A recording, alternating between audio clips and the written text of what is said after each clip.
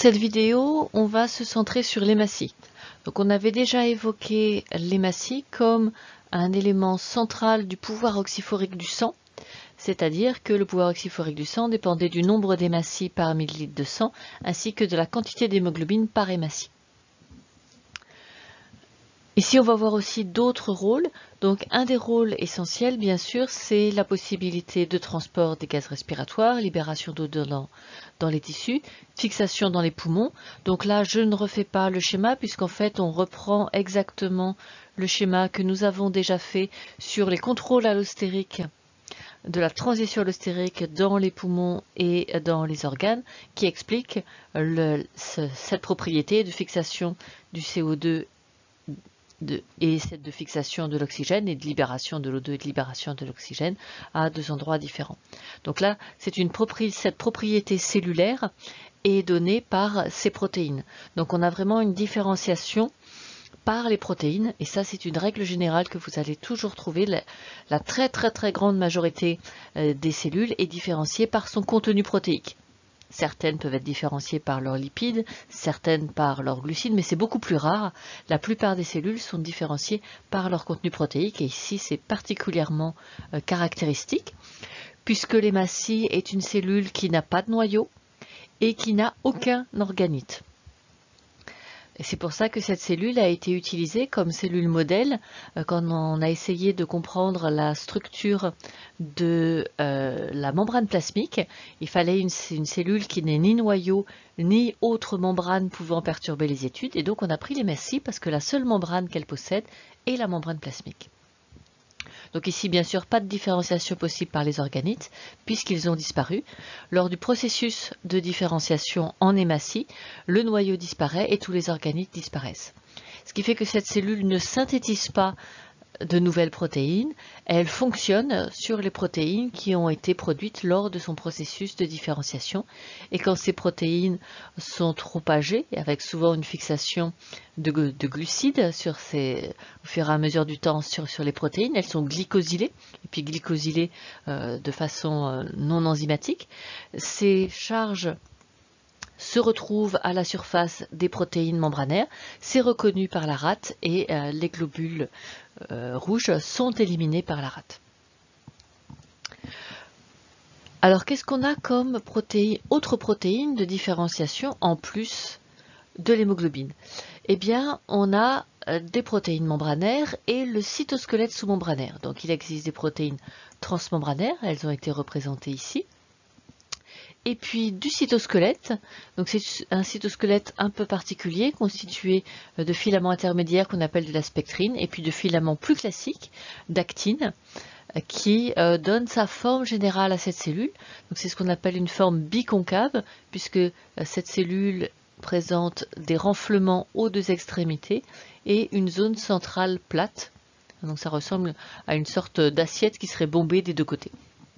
Eh bien, cette forme est donnée par le cytosquelette sous-membranaire. Cependant, ce cytosquelette sous-membranaire est très souple. Ce n'est pas quelque chose de rigide, ce qui fait que les globules rouges peuvent se spiraler sur eux-mêmes et passer dans des capillaires qui sont plus petits qu'elles. Une hématie en vue de face, c'est un disque renflé sur les bords de 8 micromètres de diamètre. Et bien qu'elle fasse 8 micromètres de diamètre, elle peut passer dans des capillaires de diamètre inférieur à 8 micromètres parce qu'elle se déforme en se vrillant sur elle-même au passage de ces capillaires. Et ensuite, par les propriétés élastiques de ce cytosquelette sous-membranaire, dès qu'elle repasse dans les veines, elle reprend sa forme. Donc ça, c'est une fonction essentielle, pouvoir passer dans des capillaires, y compris les plus petits capillaires, grâce à cette possibilité de déformation. Autre protéine membranaire que nous avons déjà évoquée, l'échangeur entre les ions hydrogénocarbonate et le chlore, qui permet de créer des formes minérales de transport du CO2 et que ça ne reste pas dans l'hématie, qui est un volume relativement restreint, que ça passe dans le plasma. Donc l'hématie a un rôle central dans la création de la principale forme de transport du CO2. Et puis, comme tout effet de compartimentation, on a une augmentation de la concentration apparente de toutes ces molécules parce qu'elles sont piégées dans un petit volume. Donc c'est quelque chose de particulièrement important pour les enzymes comme l'anhydrase carbonique, puisque la cinétique enzymatique dépend de la concentration des enzymes. Et ici, la concentration de l'anhydrase carbonique dans le petit volume de l'hématie permet d'accélérer la vitesse des réactions. Et puis inversement, quand on est dans la réaction en sens inverse, les ions HCO3- donnent CO2 plus H2O dissu. Le fait de faire passer le CO2 dans ce petit volume qu'est l'hématie augmente la concentration apparente d'ions HCO3- et donc accélère aussi la vitesse de catalyse, puisque augmenter la concentration des substrats, c'est augmenter aussi la vitesse de catalyse. Donc là, on retrouve un rôle classique de la compartimentation, si ce n'est qu'ici, la compartimentation, c'est la cellule tout entière. C'est pas un organite, c'est la cellule tout entière. Le fait d'avoir de l'anhydrase carbonique qui est cellularisée permet d'augmenter les vitesses de réaction. Et ça permet aussi d'avoir plus d'hémoglobine par litre de sang. Parce que chez les annélides, où on a beaucoup d'hémoglobine mais pas dans une cellule, l'augmentation de la quantité d'hémoglobine rend le sang extrêmement visqueux.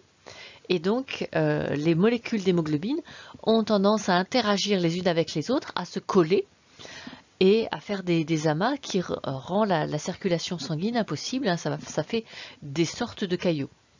Alors que quand l'hémoglobine est concentrée à l'intérieur de la cellule, eh bien, on n'a pas ce phénomène. On a ce phénomène certes à l'intérieur des globules rouges, mais ça reste un volume relativement limité et ça ne bloque pas l'ensemble du capillaire. Le risque pour des vertébrés qui ont des hématies, c'est plutôt que les hématies se collent. Donc on a une limitation de la viscosité du sang en concentrant les hémoglobines à l'intérieur des hématies. Et puis on a une autre chose qui est que l'hémoglobine reste davantage fonctionnelle quand elle est dans l'hématie, parce que l'hématie a une enzyme supplémentaire qui est la méthémoglobine réductase. Alors ce qu'on appelle la méthémoglobine, c'est l'hémoglobine dont le fer est oxydé. Et ici on a une réductase qui réduit le fer et qui le ramène à sa forme réduite capable d'interagir avec l'oxygène.